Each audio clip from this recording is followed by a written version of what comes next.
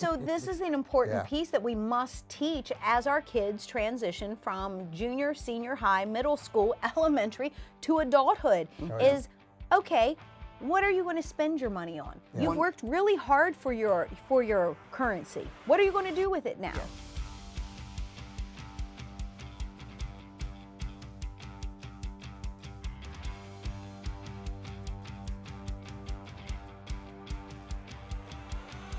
Hi, friends and family, and welcome back to another edition of Pam and the Purple Couch podcast. Today, we're going to talk about one of the most important and effective transitions in education. That's going from high school to adulthood. So guys, this is a big subject today. I've got Loki here on the couch today with Dr. Manny and I because he just did this. You're still in that transition as a 20-year-old. So we actually got to just talk about Loki, and I kind of busted out about you getting pulled over by the police and the first car accident that you had. Oh, okay. Yeah. But I was very proud of you. I was talking about your executive functioning skills and how important that was. But now as we sit here and talk about how you transition your children from public, private, it doesn't matter, high school, into adulthood. And that doesn't mean just, high school to college. Right. We've got to really talk about whether you're going to the military, whether you're going to the workforce, whether you're staying at home, whether you're going to college. These are all adult skills that we've got to make sure our children are prepared for. Yeah. Because as we have talked throughout many social gatherings, most of neurotypical and neurodivergent children today are not prepared for adulthood leaving high school. No. Correct. So why are they not prepared? What do we need to prepare our children for that the school system currently is not taking care of? So I figured on this episode, we kind of do a round robin. Yeah. What's one thing that, even because you didn't get the benefit of the workforce program that we're doing at our high school now, or the job career stuff, because we saw you. You have always been my North Star. So when we watched you struggling in the workforce, when we watched you go through Firehouse, when we watched you go through learning to drive later on, some of these nuances, getting credit card offers, understanding credit cards, we saw the need, the gap. I was going to say more so, not just a need, a big gap that when Manny and I grew up, this was still in our home economics class. Yep. These life skills that we're talking about, even executive functioning, that was part of our cooking classes because you had to multitask and the teacher got to see you. Sewing class. Yep.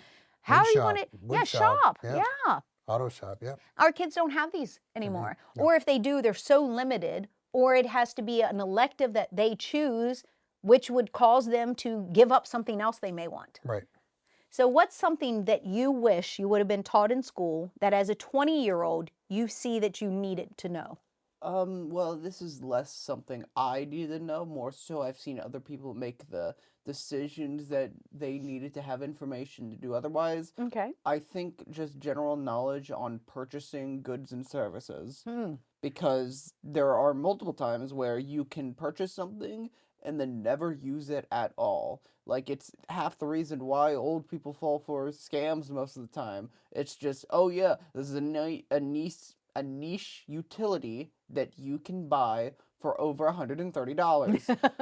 And then you buy it, say, okay, this is gonna be great for me, and either you make it your entire personality in the house, or you never use it, and that's a waste of money. So one thing Loki is really good at is budgeting. Okay, I'm blessed in this area because I get to talk to other high school moms and young adult moms. And so when we set up Loki's checking account, he has his own checking account, but I'm also on there in case of an emergency.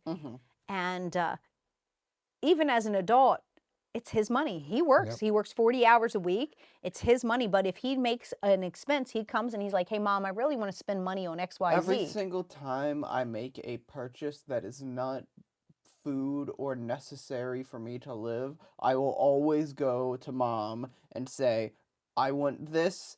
I know that you're going to say, oh, yeah, you could have whatever you want. I'm still going to check in with you just so I could say it to someone before I make the purchase. Well, and what I hear now, as you've expressed what your concern is with a skill that needs to be conditioned, is he's doing that for feedback, Yep. not for my Just approval. as like a check. Yes, like a grounding. Okay, hey, I just want to let you know.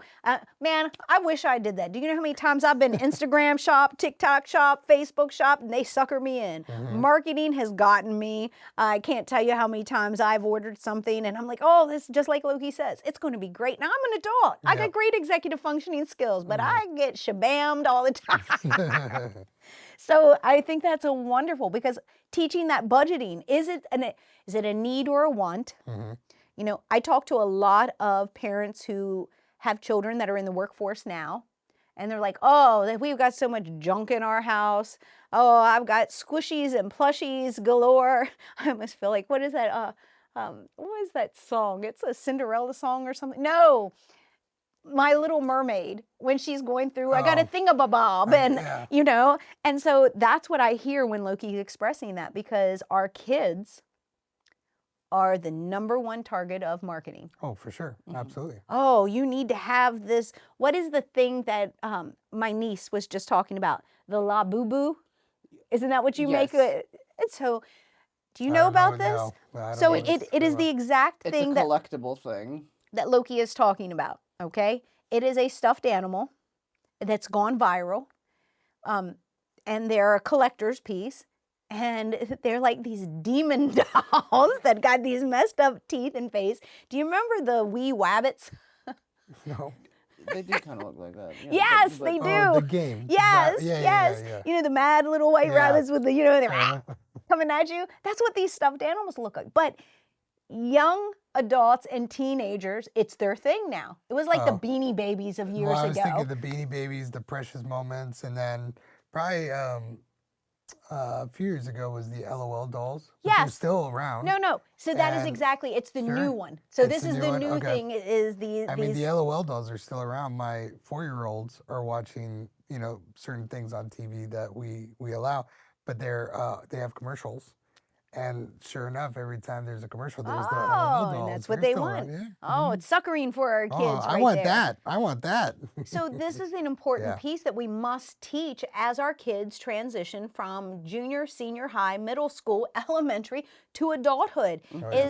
Okay, what are you going to spend your money on? You've worked really hard for your currency. What are you going to do with it now? Yes, and I also like to say the way that current schools do teach it is a little strange with how they say, oh yeah, you have to make a budgeting plan. Okay, so a budgeting plan is helpful, but that's not something you need to learn at like grade 7. Yes. You are putting these kids way too early into making something that they'll probably even forget that they made, because they say, "Oh yeah, no, how much money are you going to make?" Well, that's what we've talked about earlier, pressures. It should be more so in 7th grade, it should be focusing on cooking. Yeah. Cooking, cleaning. Correct. Yep. What does a household, need? One of the things that we've done here is I run this test, Loki. Do you remember this when I talked to you all in the high school and I was like, okay, so what happens if a pipe busts and there's water all over the house and it's outside and it just keeps spewing? And it was like, so what would you do? And you should ask your children this at home. This is a really good baseline question for them. So if you had a water leak at home, if you came home from the school bus and mom and dad weren't here and there was water everywhere, what would you do? I'd call mom and dad. That's a majority Perfect. of them are going to say. Yeah. Number one thing, call mom and dad. Okay. So then what if this was your house and you didn't have mom and dad? Kids have told me they'd call 911. And I'm like, well, this is a non-emergency. Right. So now what would you do? What's the next step? Oh, we call a plumber. Okay, so while we're waiting for a plumber, which as an adult we know can take more than 24 hours. And by the way, do you have the money for a plumber? Well, exactly. Right. What's the financial impact of that? Oh, just write a check. Just put it on the credit card. Well, do you have to then go? How much are you going to pay on interest on that? And is there money in the... But these are all things that we should be teaching our kids. Sure. How about there is a water main valve at every house that you could turn off and it shuts all the water off? Yes. How about if it's your toilet? You can just turn the valve behind the toilet. If it's your sink, there's a valve behind the sink. But just letting people know this. Yep. We joke outside the camera, GFI switch. Yep. We're not teaching our kids that. Can tell you we're not teaching young adults that. We're not teaching middle-agers that nowadays. Even showing them like the circuit breaker. Correct. If the lights turn off, where's the Yeah. circuit breaker? Loki knows what the breakers are, and a lot of the things that I think I get asked, well, how did you teach Loki all that? I said, I'm a single mom. Anytime I'd have to do something, it was in force of habit that I was like, I was raised Gen X, you know, this is the man thing to do. Why don't you blah, blah, blah. And then I would be like, Loki, come here, because I'm going to teach you how to do this. And he's like, okay, Mom. But now, if I leave, the garage door doesn't come open, the first thing he's checking is the GFI. Then he's checking the breaker. Then if neither one of those work, then he's going to call Mom. Yeah. You know, but we've made sure he's had some of those skill sets. But I was also raised by my grandparents, and my grandfather built houses for a living. I think those are essential skills when we're talking about going from high school to adulthood. Because what is adulthood? Adulthood is about independence. It's about not relying on your parents Correct. or whoever the adult was in your life. And so much so that from, 16, 17, how much true independence do they have? Nowadays, not as much. They don't want it either. I And mean, they don't- let's they go don't seek to it out. Uber, DoorDash, Grubhub, all of these automated food services that just bring you food. This is why our generations now don't want to drive. Well, you know? they don't have to. I mean, it's amazing how Instacart. when we wanted a pizza, Oh, we man. had to go to the yes. pizza place. We right? thought it was awesome when Domino's was the first one that did delivery. You've got to remember back in our time, and I know it sounds cliche, but it really was. We didn't have food delivery service. It was pizza was the first thing that became a delivery, and that was awesome. That was a big deal. Oh my goodness. Yeah, Mom, cool. really? Can we have Friday night And it pizza came night or hot. Wednesday? And Yep. yes. So, but this is what you guys have just recently experienced with Loki growing up the last few years. My daughter Hope, she has a job. She has a part-time job at a restaurant. And last night, we're at home and she's doing her homework. And all of a sudden, I get the ring pop up and it's a DoorDasher. And Hope ordered DoorDash. Now, she didn't say anything, let us know. And we had that talk. Because let's talk about high school to adulthood. Wow. Who are you letting in the house? Like, who are you? So let us know, right? But I mean, it was fine. It was ultimately fine because we DoorDash all the time. Well, okay, But- so hold on though. Can I help you on this Sure, one? Because sure, you would yeah. do this with me and Loke. Okay, I would yeah. go, well, did she ask anybody else if they wanted anything? Well, that's why I was reflecting. The fact that he has taken upon himself to check with you when he Yes. spends money, she does not do that. Ah. So there's a level of independence there, which I'm okay with. And that goes back to what are you as parents willing to let go, Right. willing to transition, because that's all part of the transition too. But for me, it's what the surprise is how readily accessible things are to them in comparison. Oh, Like back when we were they teenagers. can have Best Buy and Walmart can and all have this everything delivered straight to delivered. their home Yeah, now. we're Amazon. but even access to their money Oh yeah. is instantaneous Well, access. correct. Right. We used still to have to go to the ATM or yes. something, Or right? how about Friday night? You had to get your paycheck. There wasn't direct deposit the way that you all have it nowadays. It was Friday night. Every You go paycheck. to the bank. You wait in that long car line because everybody was doing it, and you had to get there before 6 o'clock when the bank closed. Otherwise, you didn't have access to cash. Even ATM cards. That's been a new thing. When I say Yeah. new, meaning Well, when we not were as probably in wasn't our- a Visa card. Yeah, we were in our 20s or so. You and couldn't use your ATM card at the grocery store. You couldn't, not in that time. It was literally just a cash card. there was also a delay in deposits. So like when we went to deposit our check, we used to be able to deposit in the ATM. Yes. Remember that? But then 3 to 5 business days. Correct. So you didn't have Yes, Lo. instantaneous money. All right, families, we'll be right back after this special message. How are your high school students doing today? Maturity, puberty, social media? Have they found their home? Have they found their tribe? Well, at Legacy High School, our students all fit in because we are a non-traditional high school. So come down, take a tour, see what it's like to have education done right. www.legacyhighschool.com. And now, back to the Purple Couch Podcast. I wanted to just try to swerve back onto the topic on what was at hand. I know, Well said, well said, unannounced well to said. me to actually We can do go this, back but in time, right? Manny, what do you think could be important as a lesson to learn from the getting out of school / leaving. college I into know, I love the this. into the adult age. I think it's great. I agree with yours, with managing money and things like that. The other one I think of is they and even speaking with a high schooler, ready to go to college next year, um, it's that independence of decision making. So when the car breaks down, who do you call? When there's a fire, what do you do? Yes. So now there's different degrees of independence, right? So you got to know your child. Is your child going to stay with you after high school? Or is your child going to look to get an apartment or live with roommates? So then there's just that independence. But I think with independence also is, I think another skill for that transition is the ability to understand the needs of others. Oh, yes, definitely. So Emotional maturity emotional, as well.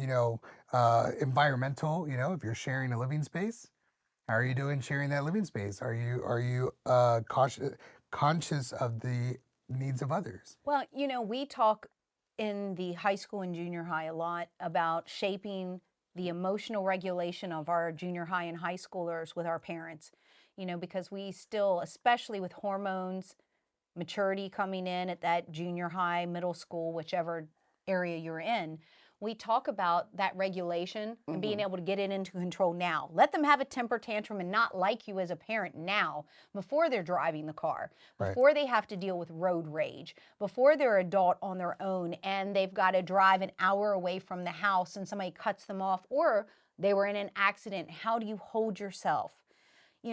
So those are also things. But there's something I have to ask Loki, because it was funny. I hear you and your daughter and the spending and how I've also talked to my sister, who also has a young adult in the house. Sounds just like Hope, okay? Even the door dashing, and she had to have the talk, was like, well, it'd be nice if you would have asked us if there, because now you're eating in front of your brother. So I can hear these conversations. And then I wanted to ask you, and I want you to be honest with me on this one.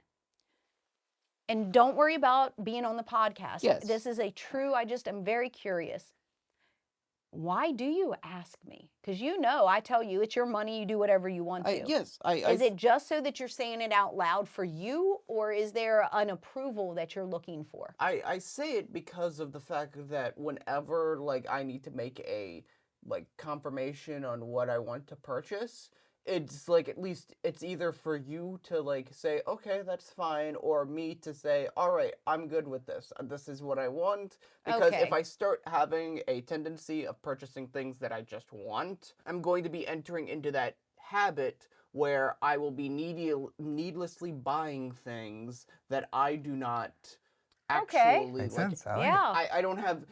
I'm going to be using things that I don't really use. He set up his own BIP. Yeah. Basically, yeah. I mean, that's really good. So you're doing it as a check-in, Yes. not more for approval, but to vocalize externally to ensure that you are not frivolously spending. Yeah, and if I say it to just the screen, then I feel like I'm just saying it for the need of saying it. Gotcha. But then we have an interaction, and then, okay, I appreciate that. Don't I just get me wanted to wrong. make sure when I'm listening to this, oh my gosh. Well, and the conversations that I have with my daughter is like, okay, so you're spending, right? So I'm not going to micromanage your spending. How are you doing with your saving?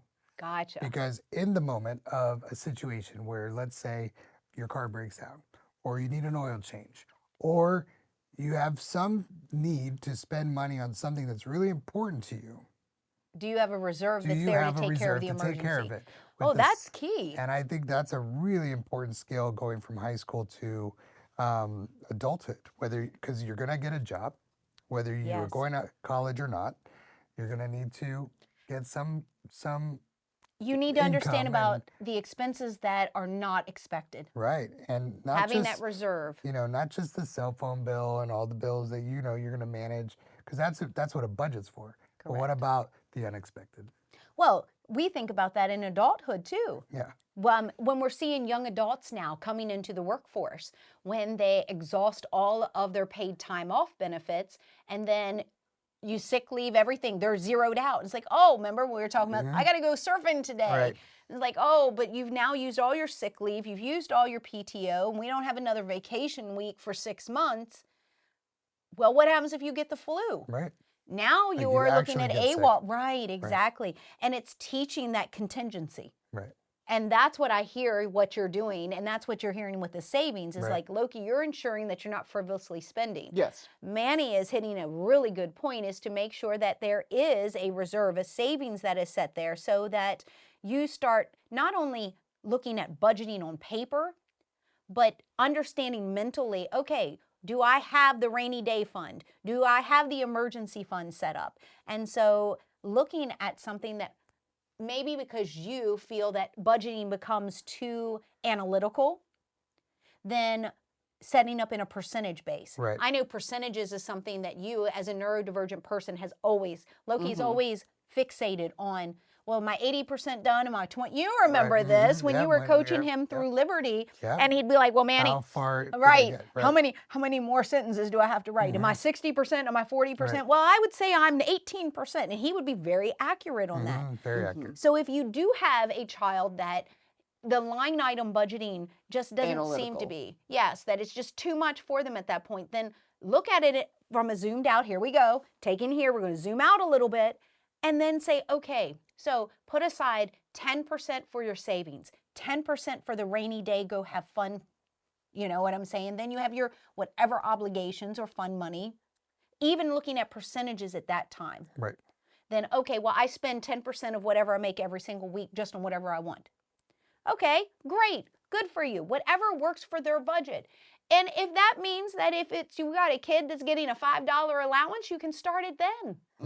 Right. Start it then. Find, okay, well, what are we going to look for? My gosh, I'm thinking of all kinds of old toys back in the day, but now the new Nintendo Switch 2, that's a big target item that kids can save up for. It's Yeah. like, okay, well, while you're saving up for that, how much are you putting aside? Now, look what we've done. We've engaged real life math, socialization, and saving all to prepare, and we can do that at any age. Yes. Yes. I think that is something that we need to trigger, because not only is it teaching the budgeting and the financial responsibility, but there's an emotional intelligence that is also coming into play by having this communication with your child. Yes. Absolutely. Absolutely.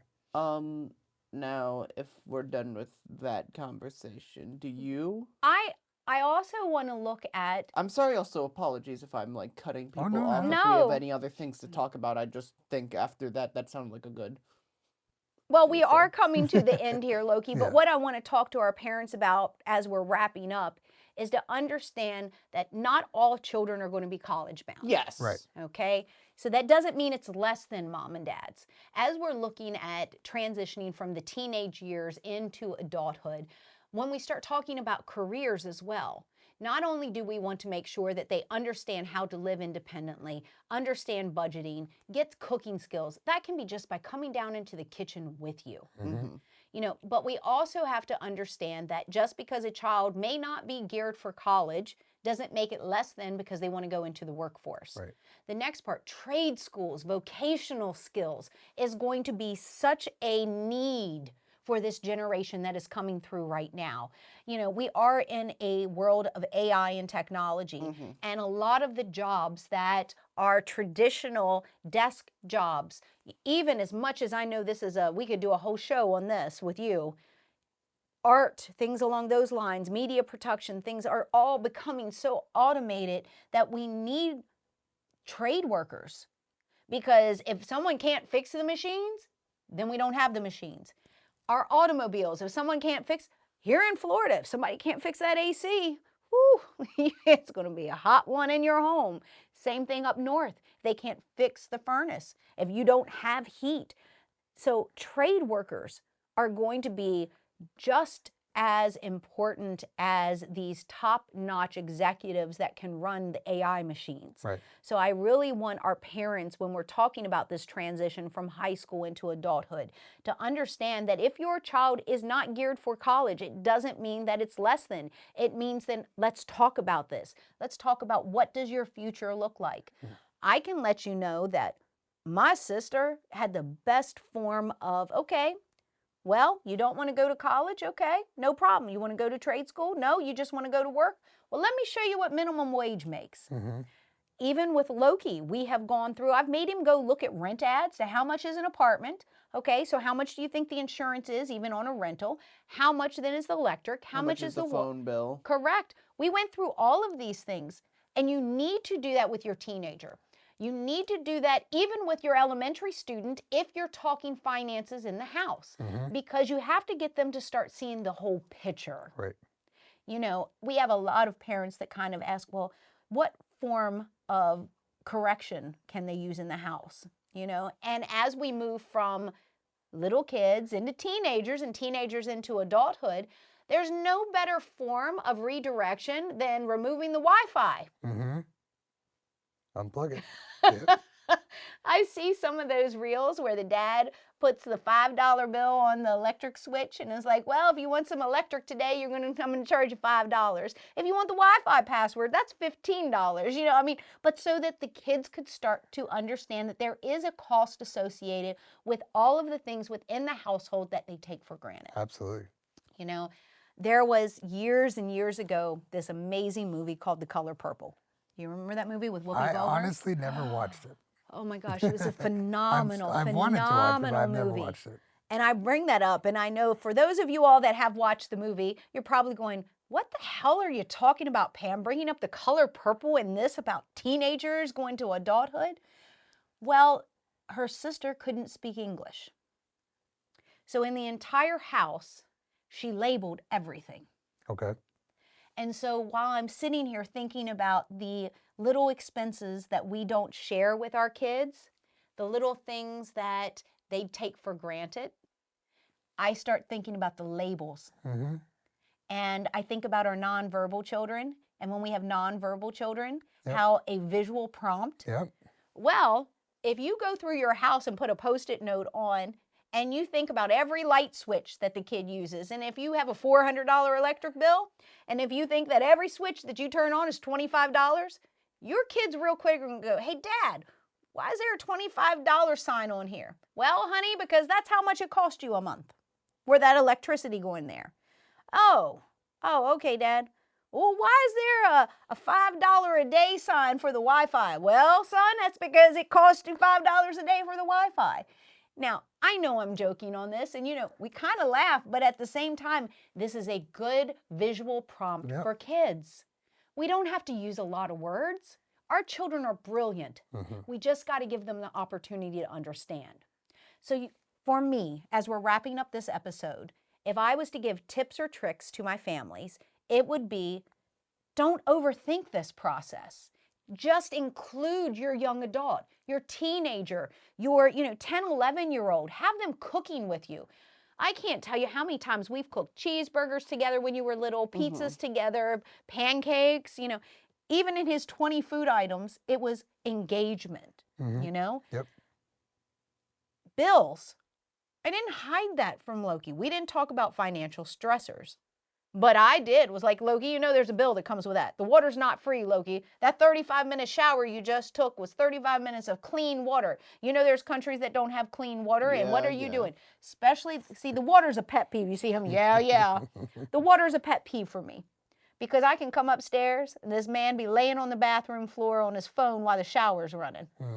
And I'm like, why are you not finished? You haven't even got it. Oh, I got stuck. And I'm like, get your ass in the shower.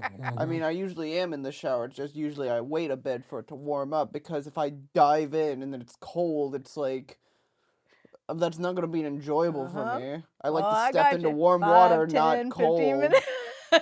So what about you? What would you tell our parents? I heard you did, but it's just simply, you have to make sure that your children is getting the life skills that they need to be out there in the open, that you got to just make sure that even if the teacher isn't telling you that, like, oh yeah, no, we're learning this, we're learning that, you still need to be active with the child on these sort of topics, because they will inevitably forget on those things.